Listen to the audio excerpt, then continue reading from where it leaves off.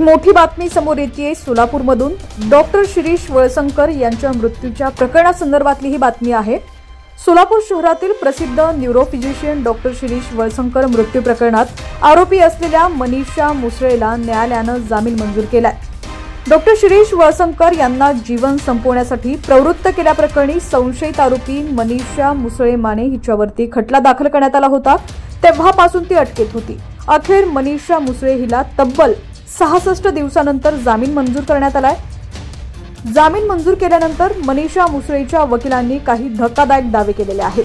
काय आहेत ते धक्कादायक दावे ते आज आपण या व्हिडिओच्या माध्यमातून पाहूयात। तर बघूयात काय म्हणालेत ॲडव्होकेट प्रशांत नवगिरे। मनीषा मुसळे हिने डॉक्टरांना आत्महत्येस प्रवृत्त केले या गुन्ह्याखाली तिला दिनांक 19/4/2025 रोजी अटक करण्यात आली होती आणि त्याच्यानंतर 20 तारखेला न्यायालयासमोर हजर करण्यात आलं होतं आणि त्याच्यानंतर PCR झाला, MCR झाला। सध्या ती न्यायालयीन कोठडीत आहे। 29/4ला आम्ही मनीषा मुसळेचा जामिनाकरता अर्ज दाखल केला होता, परंतु दरम्यान पोलिसांनी नवीन कायद्याप्रमाणे पोलीस कस्टडी मागितली, त्यामुळे आम्ही जामीन अर्जासाठी प्रेस करू शकलो नाही। त्याच्यानंतर सरकारने सेवा मागायला मुदत मागली आणि दरम्यान दोषारोपपत्र दाखल झालं।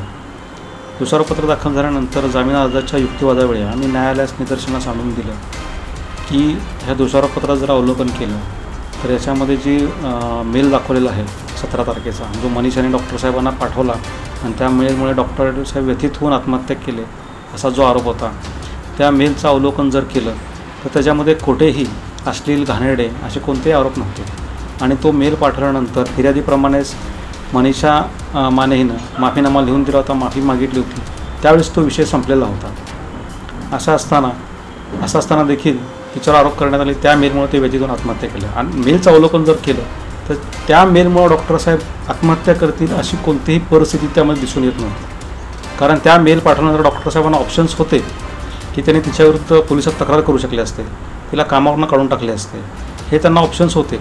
आत्महत्या करणे हा ऑप्शन नव्हता आणि ही आत्महत्या प्रवृत्त करण्याचा विषय म्हणजे असा पाहिजे की त्यांना समोरच्या व्यक्तीला ज्याला आत्महत्या करायची आहे त्याला दुसरा कोणताच मार्ग नसावा आत्महत्येशिवाय। अशी परिस्थिती असेल तर तो इन्स्टिगेशनचा पार्ट मानला जातो, परंतु याच्यामध्ये इन्स्टिगेशन मनीषाकडून केलं आहे असं कुठं दिसून येत नाही आहे। त्याच्यानंतर सुसाईड नोट एक डॉक्टरांच्या पॉकेटमध्ये सापडली असा आरोप होता। त्या सुसाईड नोट जी आहे ती संशयास्पदरित्या दुसऱ्या दिवशी सापडते। त्यांच्या म्हणण्याप्रमाणे की पोस्टमॉर्टम करताना कपडे फाडताना ती सुसाईड नोट सापडली। वास्तविकता कपडे डॉक्टर साहेबांचे होते ते घटने दिवशीच पोलिसांनी ताब्यात घेतले होते आणि सुसाईडसारख्या केसमध्ये त्यांनी डॉक्टरांचे कपडे तपासले नाहीत ताबडतोब आणि ते कपडे दुसऱ्या दिवशी तपासले आणि त्यावेळेस चिठ्ठी सापडली। ह्या सगळ्या संशयास्पद बाबी आम्ही न्यायालयाच्या निदर्शनास आणून दिल्या। त्याच्यानंतर ती सुसाईड नोट जी होती ती मराठीत होती। आता दोषारोपपत्राचं अवलोकन जर केलं तर त्याच्यामध्ये 2001 नंतर डॉक्टरांनी मराठीत लिहिलं असं कुठलंही कागदपत्र सापडून येत नाही असं तपास अधिकाऱ्यांचं त्यात दोषारोपपत्रात म्हणणं आहे। मग अशी परिस्थिती असताना 2001 नंतर 2024ला डॉक्टर साहेब मराठीत लिहिले आणि त्यांचं मराठी अक्षर त्यांच्या मुलांनी त्या परिस्थितीत ओळखलं। ह्या सगळ्या संशयास्पद बाबी न्यायालयासमोर मांडल्या आणि त्याच्यानंतर जे आर्थिक अफाराबद्दल आमच्यावर आरोप केले गेले त्याचा जर कालावधी बघितला तर तो जुलै 2024 पर्यंतचा होता आणि डॉक्टर साहेबांनी 9 महिन्यानंतर आत्महत्या केली। त्या आर्थिक अफारामुळे डॉक्टर साहेबांनी आत्महत्या केली अशी देखील परिस्थिती नाही आणि जो आर्थिक अफाराचा विषय दाखवला तरी 39 लाख रुपये आमच्या खात्यावर अनअकाउंटेड होते आणि तो 32 महिन्याचा कालावधी होता। त्याच्यामुळे आमच्या खात्यामध्ये 32 महिन्यात 39 लाख रुपये दिसतात म्हणून डॉक्टर साहेबांना मानसिक त्रास झाला आणि त्यांनी आत्महत्या केली अशी देखील परिस्थिती नव्हती आणि डॉक्टर साहेबांनी आमचे अधिकार काढून घेतले ह्याच्यामुळे व्यथित होतो असं त्यांचं म्हणणं होतं, त्याला देखील कुठलाही दुजोरा दिसून येत नाही। या सगळ्या बाबी मी न्यायालयासमोर मांडल्या आणि दोषारोपपत्र दाखल झालेलं आहे। आम्ही ट्रायल फेस करायला तयार आहे। न्यायालयाला विनंती केली, आमच्या युक्तिवाद ग्राह्य धरून न्यायालयाने मनीषाचा जामीन मंजूर केला। 1 लाखाच्या जात मुचलक्यावर जामीन मंजूर करण्यात आलेला आहे। वैद्यकीय क्षेत्रात नामवंत न्यूरोसर्जन अशी डॉक्टर शिरीष वळसंकर यांची ओळख होती। ते सोलापुरातील पहिले न्यूरोलॉजिस्ट होते।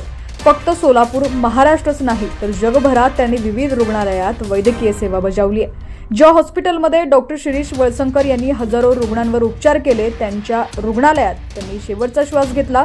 मेंदूवरील विविध आणि अत्याधुनिक उपचारांसाठी त्यांनी इथं अत्याधुनिक सोयी सुविधांनी परिपूर्ण असं रुग्णालय सुरू केलं होतं। न्यूरोलॉजी क्षेत्रात त्यांनी दिलेलं भरीव योगदान अनेकांना जगण्याची नवी ऊर्जा देणारं ठरलं। मात्र याच डॉक्टर शिरीष वळसंकर यांच्या अचानक जाण्यामुळे अनेकांच्या पायाखालची जमीन सरकली।